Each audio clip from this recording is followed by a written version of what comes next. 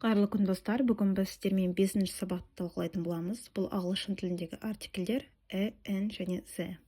Жалпы артикль дегеніміз не? Артикль зат есімнің алдында қолданылатын көмекші сөз. Артикль заттың нақты ма, әлде жалпы ма екенін көрсетеді. Ағылшын тілінде 3 негізгі артикль бар. Олар эн және the. Эн бұл бізде indefinite article, белгісіз артикльдер, ал the definite article, белгілі артикль болып табылады. Бүгінгі сабақта біз олардың айырмашылығын талқылайтын боламыз. Ең алдымен indefinite article, белгісіз артикльдермен танысайық. Бұл және n. Және n артикльдері зат туралы алғаш рет айтқанда нақты емес, жалпы мағынада айтып тұрған кезде ғана қолданылады. Келесі мысал талқылайық. I have a book. Менде кітап бар. Қандай кітап, қашаннан бері екені бізге белгісіз. Жалпы менде кітап бар екені жаңа ақпарат ретінде айтылып тұр. Артиклін қалай қолданамыз? Артиклі тек дауыссыз дыбыстан басталатын сөздердің алдында қолданамыз. Есте сақтап қалу оңай болу үшін төменде берілген тізімді білу абзал. Көріп тұрғандарыңыздай, мұнда жақша ішінде барлық дауыссыз дыбыстар көрсетілген. Келесі мысалда book сөзі берілген екен. Сөздің алғашқы дыбысы B әріпі П дыбысы болып табылады.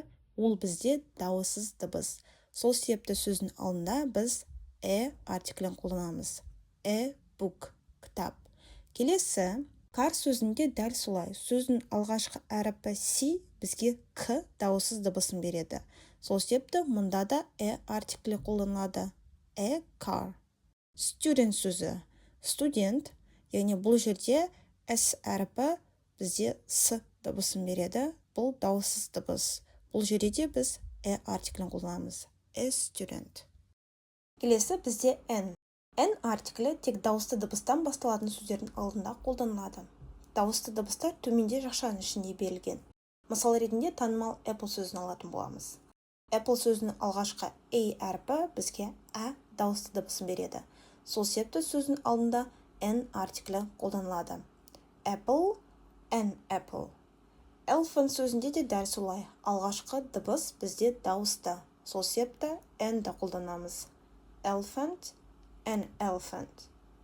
Egg, an egg. Orange, an orange. Ал енді есте сақтаңыздар. Және n әріпке емес, дыбысқа байланысты таңдалынады. Келесі мысалды қарайық. Бізде house сөзі берілген. Үй. Сөздің транскрипциясына, оқылу жолына назар аударатын болсаңыздар, алғашқы H әріпі бізге дауыссыз Х дыбысын беріп тұр. Ереже бойынша біз артиклін таңдаймыз. House. Ал енді екінші сөзге назар аударыңыздар. Ауы саға сөзі берілген. Транскрипция, яғни оқылу жолында бізге алғашқы H әріпінің дыбысталуы мүлдем көрсетілмеген, яғни бұл дыбыс жоқ. Алғашқы сөздің дыбысы ол бізде А дауысты. Сол себепті ауы сөзімен біз N артиклін қолданамыз. Тағы да бір мысалды қарастырайық. Бұл бізде U әрпіне байланысты. Ағылшын тілінде U әрпі кейде А деп оқылады, кейде U деп оқылады. Біздің жағдайда university сөзі транскрипцияда U дыбысы берілген, сол себепті U бізде дауыссыз болып саналады. University сөзінің алдында біз артиклін қолданамыз. University. Ағылшын тілінде және n артикльдері бір санына тең. Мысалы, сіз an apple десеңіз, сіз тек қана бір ғана алма жайлы айтып тұрсыз. One apple десеңіз, сіз дәл солай бір ғана алма туралы айтып тұрсыз. Бұл ақпаратты білу маңызды, себебі ағылшын тілінде және n артикльдері тек саналатын және жекеше түрдегі зат есімдермен ғана қолданылады. Көпше түрдегі сөздермен n артикльдерін қолдануға болмайды. Алдыңғы сабақтарда біз сіздермен көпше түрлерін жасалу жолын өткен болатынбыз. Біз білеміз, сөздің соңындағы S әріпі бұл көпше түрді білдіреді. Apples, алмалар сөзінде біз алдында n-ді қолдана алмаймыз. An apple бір ғана алма деп айтуға болады, ал an apples алмалар деп айтуға болмайды. Ал енді артикльдерді сын есіммен бірге қалай қолдануға болатынын үйренейік. Алдыңғы ережелерде біз тек қана жалпы заттардың атауын алдық. Жалпы алма, an apple, жалпы қол шатыр, an umbrella. Енді осы заттарды сын есім арқылы қалай сипаттаймыз? Мысалы, қызыл алма, кішкентай қол шатыр, жаңа үй деп айту үшін және n артиклін қалай қолданамыз? Енді қараңыздар, келесі мысалдарды қарастырайық. Жалпы алма бұл бізде an apple. Бұл жерде n-ді біз apple сөзінің алғашқы әріпіне байланысты таңдаған болатынбыз. Жалпы алма an apple. Ережені алдын талқылап кеттік. Енді қызыл алма деп айту үшін біз apple сөзінің алғашқы әріпіне емес, біз қызыл сөзінің алғашқы әріпіне сүйенетін боламыз. Ағылшын тілінде қызыл бұл red. Red сөзінің алғашқы R әріпі бізге дауыссыз R дыбысын береді. Ал дауыссызбен біз артиклін қолданамыз.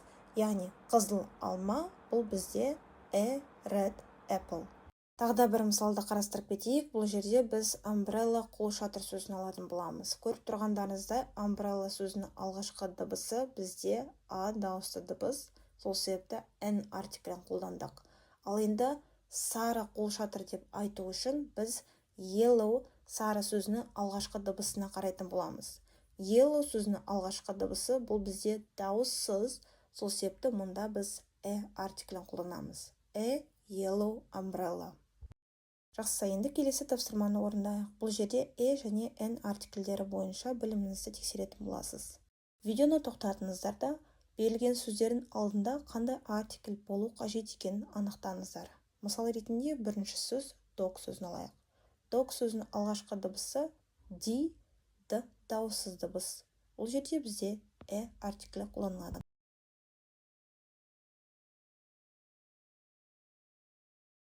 Ал енді біз сіздермен definite article, белгілі артикль змен танысатын боламыз. The бұл белгілі артикль. Біз нақты не туралы айтып тұрған кезде қолданамыз. Ал енді мысалдар арқылы мен здің айырмашылығын қарастырайық. Бірінші сөйлем. I saw a cup. A cup бұл бізде чашка, яғни кофе, шай ішу үшін арналған ыдыс. I saw a cup. Мен жалпы осы чашканы көрдім. Қандай чашка екені бізге әлі белгісіз. Біз бұл жайлы алғаш рет айтып тұрмыз. Ал енді қараңыздар. The cup was red. Яғни нақты сол көрген ыдыс, чашка қызыл түсті болды. Яғни екінші сөйлемде біз the артиклін қолдандық. Себебі біз нақты қазір не туралы айтып тұрғанын білеміз. The артиклі бұл күрделі тақырып және the артиклін қашан қалай қолдану қажет екенін білу өте маңызды. Бірінші жағдай, қашан біз оны қолданамыз? Нақты зат туралы айтқанда. Егер зат бұрын айтылған болса, немесе сөйлеуші мен тыңдаушыға белгілі болған жағдайда ғана. Ұқсас мысалды талқылайық. I can see a car. Мен көлікті көріп тұрмын. Бірінші сөйлемде біз алғаш рет көлік жайлы айтып тұрмыз. Қандай көлік екені әлі бізге белгісіз. Екінші сөйлем. The car is red. Көлік қызыл түсті. Мұнда the артиклі қолданылады. Себебі көлік жайлы біз алдын айтып кеттік. Және нақты қандай көлік қызыл екенін біз дәл қазір білеміз. Екінші жағдай, әлемде жалғыз болатын заттармен, белгілі ғимараттар немесе өнер туындыларымен біз the-ні қолданамыз. Мысалы, the sun, the moon, the earth, the sky. Яғни бұл заттар екінші рет қайталанбайды. Күн, ай, жер, бұның барлығы бізде жалғыз. Дәл солай the артиклі жалғыз ғана әлемге танымал белгілі ғимараттар атауының және көркем өнер туындыларының атауының алдында қолданылады. Мысалы, The Empire State Building, The Taj Mahal, The Mona Lisa. Үшінші жағдай бұл географиялық атаулармен. Есте сақтаңыздар, кез келген су атауының алдында біз the артиклін қолданамыз. Өзендер, теңіздер, мұхиттар, көл атауы болсын, барлығын алдында міндетті түрде the тұру қажет. Таулар тізбегі. Таулар тізбегі дегеніміз не? Бұл бір ғана тау емес, бірнеше таулардың шоғырланып орналасуы. Міне, осындай жағдайда the қолданылады, шөлдер атауларының алдарында және елдер тобынан. Келесі төртінші жағдай музыкалық аспаптармен, барлық музыкалық аспаптардың алдында біз the-ні қолданамыз. Мысалы, the piano, the guitar, the violin. Келесі 5-ші жағдай отбасылар атауларымен, яғни жалпы бір отбасыны фамилия арқылы көрсеткіңіз келсе. The Smiths, Смиттер отбасы. Және соңғы 6-шысы бұл уақыт кезеңдерімен in the morning, in the afternoon, in the evening сөздерінде міндетті түрде the артиклі қолданылады. Келесі ереже the артиклін қашан қолданбаймыз, қолдануға болмайды. Бірінші жағдай жалпылама мағынада. Егер біз жалпы затта жануарлар тобы жайлы айтып тұрсақ, мысал ретінде lions are wild animals. Арыстандар жабайы жануарлар. Яғни біз жалпы арыстандар емес, жалпы арыстандар тобы жайлы айтып тұрмыз. Адам есімдермен, мысалы this is Jane, бұл Jane, бұл жерде адам есімнің алдында the артиклін қолдануға болмайды. Келесі 3-ші жағдай тамақтану және спорт түрлерімен.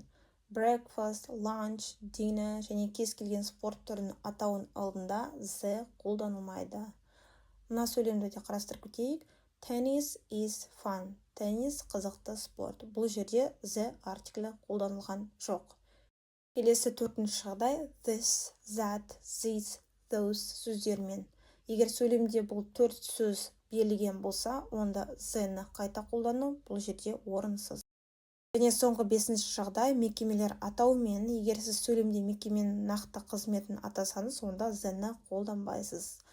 Мысалы, he goes to school, ол оқуға барады, ол мектепке барады. Мұндағы school сөзі оқу орны ретінде айтылып тұрғаны бізге мәлім. Сол себепті the-ні қолданбаймыз. Достар, енді біз сіздермен 2-ші тапсырманы орындайтын боламыз. Бұл тапсырма тек қана the артикліне байланысты.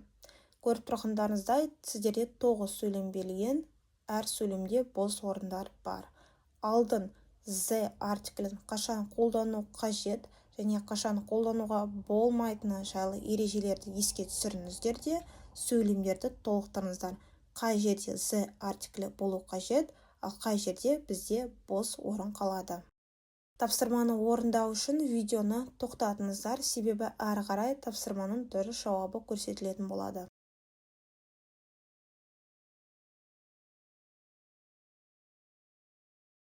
Сонымен бүгінгі біздің 5-ші сабағымыз аяқталды. Артикль тақырыптары бойынша егер сұрақтарыңыз қалған болса, төменде комментарийге жазып қалдыруды ұмытпаңыздар.